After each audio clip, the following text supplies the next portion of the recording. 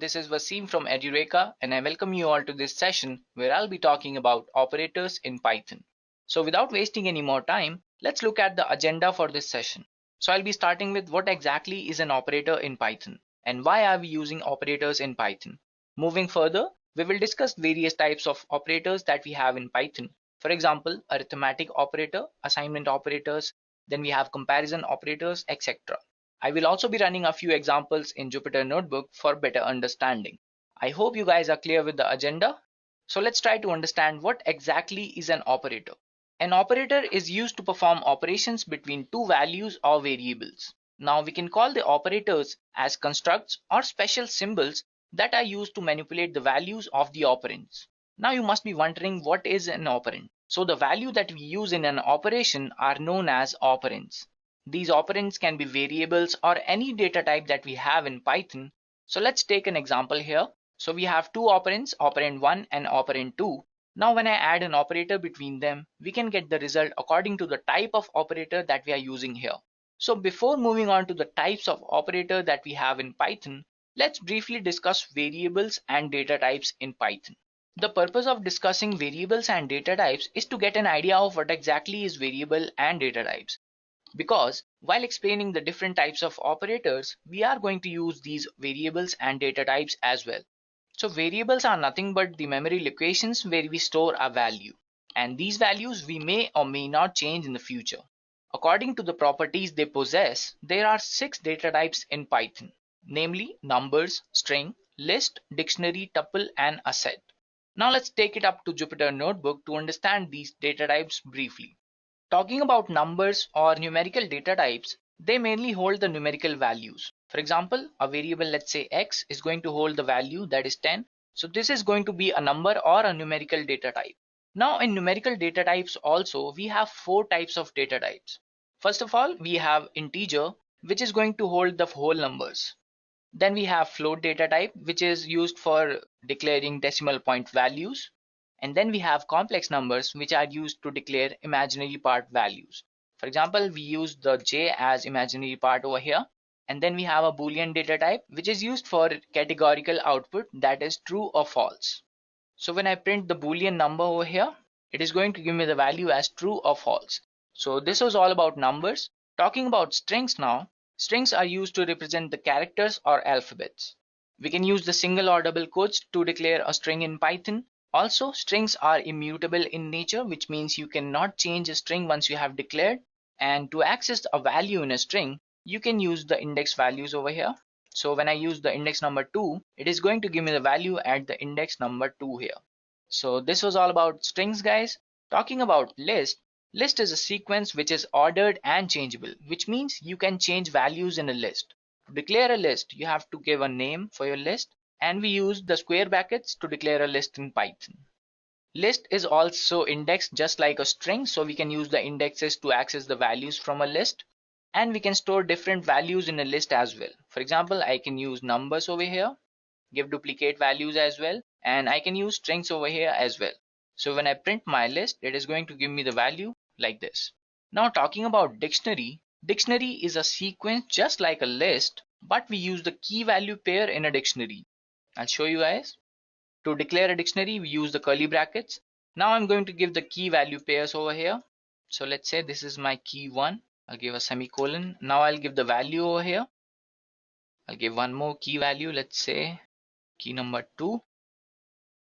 So when I print my dictionary over here, I'll get the values like this. Now since it has a key value pair, it is not indexed, which is why we can use the unique key values as an index to access the values in a dictionary. So what I'm going to do is I'm going to write the index number as my key value, and it is going to fetch me the value at that particular key. So let's talk about set, guys. A set is also a sequence which is unordered and not indexed, which means you cannot access the values using the index number. So I'll just write a few values over here, some duplicate values as well. So when I print my set over here, it is going to give me the values like I have mentioned over here, and it is not going to hold any duplicate values in a set. Also, we use the curly brackets to declare a set. Now talking about tuple, Tuple is immutable in nature, which means you cannot change a value in a tuple once you have declared. And we use the round brackets to declare a tuple in Python. So I can give as many values as I want over here, even the duplicate values as well. So when I print my tuple over here, I'm going to get these values that I have declared in the tuple. So the difference between a tuple and a set is not indexed, and it does not contain any duplicate values, but a tuple can contain duplicate values and it is indexed as well. So we can declare duplicate values in tuples, but not in the set. So this was a brief discussion about variables and data types, guys.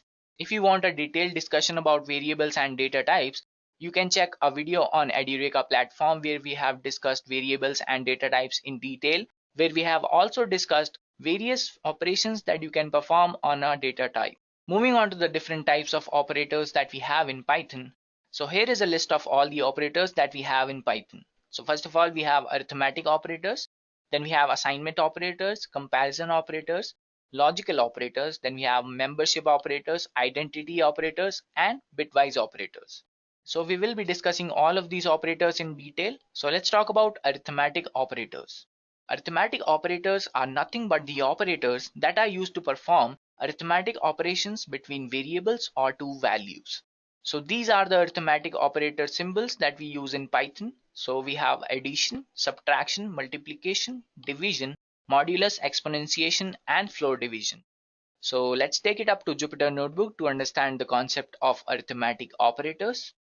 So let's say I have two variables, x, I'm going to give this value as 10, and then I have one more variable, let's say y, I'll give it a value, let's say 20. Now to understand the concept of arithmetic operators, what I'm going to do is, first of all, I'll try to perform addition between these two variables. So I'll just write plus over here, and when I execute this, I'm going to get the addition as my output. Now to perform subtraction, I'm going to use the subtraction operator, and it is going to give me the value as the subtraction over here. Similarly, I can perform multiplication. Then I can also perform exponentiation. So I'll use two asterisks instead of one for exponentiation. It is that easy in Python, guys. Now we will perform division over here. So it is going to give me the value of the division. Now when I do the floor division, I'm going to get the value over here as well. One more operator is left, that is the modulus. So I'll try to perform modulus as well. So it is going to give me the value, that is the remainder. So this was all about arithmetic operators, guys. So these are all the symbols that we can use for various purposes like addition, subtraction, multiplication, division, etc. I hope you are clear with the concept of arithmetic operators. Now let's try to understand the next operator that we have, which is assignment operator. So you can imagine what an assignment operator is by the name itself, that is assignment. So we use the assignment operators to assign values to a variable or any value that we have in Python, right? So we have assignment operators like is equal to, then we have plus is equal to. So all these symbols we have, let's try to understand what all these are used for. For example, let's say we have a variable x which has a value 100. Now when I write this x plus is equal to 10, it is going to mean the same as x is equal to x plus 10.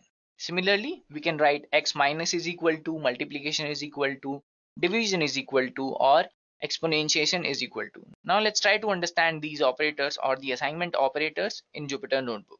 So first of all, we have is equal to as our first assignment operator. So I'll have 1, let's say I have x. So I have not assigned any value to this. Let's say what happens.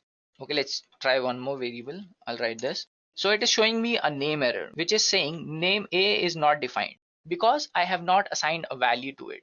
So in Python, until you assign a value to a variable, it is not going to be declared in Python. So now when I give the value to this variable, let's say I'll write 5 over here, it is not showing any error, which means I have assigned a value to this variable. Now let's try to understand other assignment operators. Let's see. So what does plus is equal to mean in Python? So when I write this, what should be the output, guys? So let's try to understand this. So when I print A, I get the value as 10.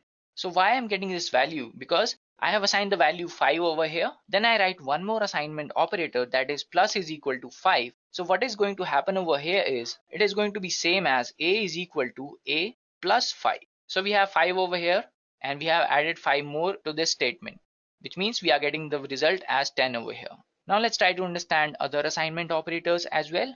So let's say exponentiation is equal to 5. So let's see what the output will be. So when I print this, I'm getting the exponentiation to the value of 5. Since a is equal to 10 and we are doing the exponentiation until 5 digits, so we are getting the output as 100,000. So this was all about assignment operators. Similarly, we can do the division is equal to, then we have minus is equal to. So these are all the assignment operators that we have in Python. Now let's talk about the next operator that we have, which is comparison operator. So comparison operators are nothing but the operators that we are using to compare two values or objects, right? So we have comparison operators like equal, not equal, greater than, less than, greater than or equal to, and then we have less than or equal to as well. So let's try to take an example over here. So when I use the equal operator, I'm going to write the statement as just I have written over here, x is equal to y. So when I'm using the comparison operator, I'm actually using double equal to. So this is the basic difference between assignment operator and comparison operator. So let's take it up to Jupyter Notebook to understand these comparison operators, guys. So let's say I have two variables, value is equal to 10 and number is equal to 20. So to understand the comparison operators, let me take one more variable. I'll say this will be our Boolean variable. So what I'm going to do is I'll write val is equal to number 1. What I'm checking is or comparing these two values. So what exactly I'm doing is comparing these two variables or values that we have, that is val and number 1. So when I print this compare variable, what I'm going to get is either true or false. So it is going to be false because value is not equal to number. So I can do the similar thing. I can check whether it is greater than, or I can check if it is less than. So when I write 10 over here, so I can similarly check if it is greater than or equal to. I can check if it is less than or equal to. So these are the comparison operators that we have in Python, which we can use to compare two values or two objects. Now let's try to understand the next operator that we have, which is the logical operators. So logical operators are used to combine conditional statements. So what are the conditional statements that we have in Python? So let's briefly talk about conditional statement, guys. So mainly we have three conditional statements in Python. We have an if statement, then we have an else if statement, and we have an else statement. So I'll give you an example for better understanding. So for these two variables only, I'll write if val is equal to number 1, print equal. Else if val is greater than number 1, print greater. Else print smaller. So what happened here is, guys, first of all, the execution will go to the if statement. It will check this condition. If this statement is true, it is going to print this value. If this is false, it is going to move to the next statement. That is the else if statement that we have over here. It is going to check this condition. If it is true, it is going to print this statement. Or if this condition is false, it is going to jump to the next statement, that is the else statement. And I'll give one more condition. So if all of these conditions are false, it is going to jump to this statement and it is going to print not there over here. If all of these conditions are false, it is going to jump to the next statement that we are going to have in the program. But I have not written any other statements, so it is going to end the execution over here only. So this is a basic example using the conditional statements. Now that we are done discussing conditional statements, let's talk about logical operators. So I have told you logical operators are used to combine conditional statements. So what exactly are the logical operators? So we have a logical AND, we have logical or we have a logical NOT as well. By looking at the example, let's say we have two conditions over here.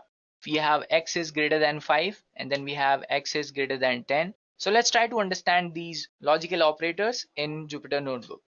Now let's say I have two statements. I'll write x is equal to 10, and what I'm going to do is I'm going to check if x is greater than 10. I'll write AND, which is my logical AND operator, and I'll write x is greater than 5. So what is going to happen if I use the logical AND operator?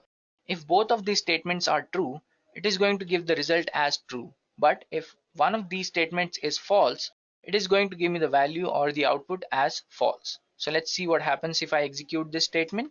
I'm getting false because one of these statements is false. Now when I write instead of 10, if I write 8 over here, let's see what happens. Since both of these statements are true, it is going to give me the output as true. Now instead of AND operator, if I use the logical OR operator, let's see what is going to happen. It is showing me that it is true, because when we are using the logical OR operator, only one of these statements has to be true, the output will be true. But what happens if both of these statements are false? It is showing me the value that is false. But let's see what happens if both of these statements are true. I'm getting true as well. So one of the statements has to be true when we are using the OR operator. Now talking about logical NOT operator, what I'm going to do is I'll write NOT in the beginning. Now I'll specify the condition. Let's say x is greater than 10 and x is greater than 5. This is the same statement that we have used before, and for this we have got the output as false. So let's see when we use the logical NOT operator, what is going to be the output. I'm getting true as the output here because this statement is negated over here using the NOT operator, and we are getting the opposite value that we should be getting for this statement. So this is the purpose which fulfills by using the NOT operator or the logical NOT operator that we have in Python. So now that we are done with logical operators as well, let's try to understand what are identity operators. So identity operators are used to compare objects. Now you must be wondering, what are objects here? So everything in Python is actually an object. So we can use the data types as objects as well. So let's try to understand what are the identity operators in Python. So we have is and we have is not. So these are the identity operators. So what is does is it returns true if both the variables are same object. For example, let's try to do this in Jupyter Notebook. So what I'll do is I'll take, let's say, a list. I'll give it some values, let's say 10, 20 and 30. I'll take one more list, give it the same values, let's say 10, 20 and 30, and I'll write x is equal to list 1. So when I use the identity operators, let's say if I write x is list 1, let's see what is the output that I'm going to get. I'm getting true because x is actually the same object as list 1. Now let's try to write list 1 is list 2. Even though when we have used the same values in list 1 and list 2, let's see what the output will be. It is false because these are not the same objects, right? Similarly, I can use list 1 is not list 2. So here I'm going to get the output as true because list 1 is not exactly list 2. Even though we have the same values, it is not going to be the same object. So this is the concept about the identity operators. Now let's talk about the next one that we have is membership operators in Python. So membership operators are used to check if a sequence is present in an object or not. Now to understand the difference between an identity and a membership operator, okay, let's first understand what are the operators in membership operator. We have in and then we have not in. So it is going to return true if a sequence with the specified value is present in the object, and it will return true if the sequence is not present. So let's do this in Jupyter Notebook. We have already specified these objects. So let's try to do if x in list 1. Let's see what happens. It is going to show me that it is false because we have no values in x. So when I do the same thing with list 1 in list 2, now you see we have the same values over here. Let's see what the output will be. It is false again. Okay, let me do one thing. Now to check a particular value or a particular sequence, what I'm going to write is I'll check if 10 in list 1. So it is going to check if this is going to be present over here or not. It is showing me that it is true. So what if I write like this, 10, 20, 30 in list 2? It is false. So this is the basic difference between is, that is an identity operator, and membership operators. So when I write, let's say, it is going to check if this is present in the sequence or not. It is showing false because it is not there. But what if I add this value over here? Let's say, now when I execute the same statement, I'm getting true because this sequence is actually present in the object. Now to understand the difference between is equal to and the identity operator, let's see what is going to happen. What if I write list 1 is equal to list 2? It is showing false. I have made a change over here. So I'll do this once again. So when I print this, it is showing that it is true. But instead of is equal to, if I write is over here, it is going to show me false because these are two different objects. So this is the basic concept of identity and membership operators, guys. Now let's understand bitwise operators. So bitwise operators are used to compare binary values or binary numbers. So this is a rather difficult concept, guys. So I'll be telling you about what are binary numbers first, and then we'll be moving on to the bitwise operators that we have in Python. So these are the bitwise operators like bitwise AND, bitwise OR. So these are the symbols used for these operators, guys. So this is actually what happens when we are using these operators. So let's try to understand bitwise AND operator first in Jupyter Notebook. So what I'm going to do is I'll just write 10 and 12. So what is going to happen over here? Let's say it is showing me the output as 8, but it is not clear why we are getting this output, right?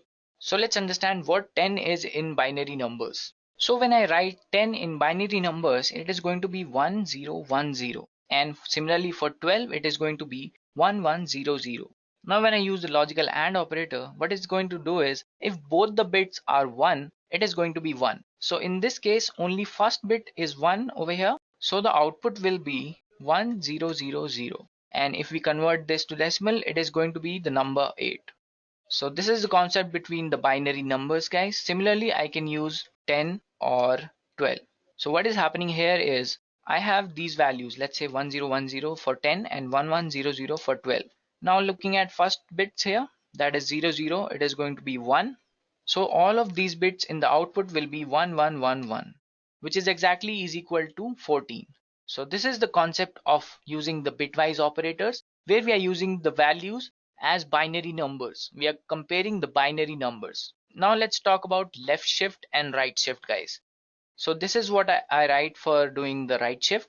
So 10 in binary numbers is 1010. So when I right shift these two bits, I'm going to be left with 10. And when I convert this to binary, I'm going to get the value as 2. So this is the concept of right shift, guys. Now let's try to understand left shift. So when I write this, I'm going to get the value as 40. Now let's try to understand how I am getting this value.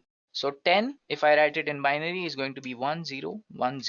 So when I do the left shift, what is going to happen is it is going to shift two values, and I'm going to get the value as 101000. So what is happening here? If I convert this binary number to decimal, I'm going to get the value as 40. So this is why I'm getting the value 40 over here. So this is the concept of bitwise operators, guys. I hope you are clear with the concept of bitwise operators. It is a bit complicated because we are using the binary numbers. Even though I'm telling you these binary numbers, you need not mention them while using the operators. For example, for these bitwise operators, all these are written over here. Let's say if you are using the bitwise AND operator, it will set each bit to 1 if both bits are 1, as I've shown you. And then for bitwise OR operator, it is going to be 1 if one of the bits is 1. So similarly for XOR, it will set each bit to 1 if only one of the bits is 1.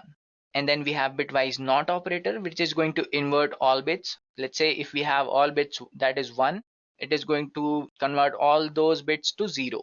And then I've told you about left shift and right shift as well. So this is about operators in Python, guys. Now that we have come to the end of the session, if you have any questions, you can put them in the comment section and our team will get back to you as soon as possible.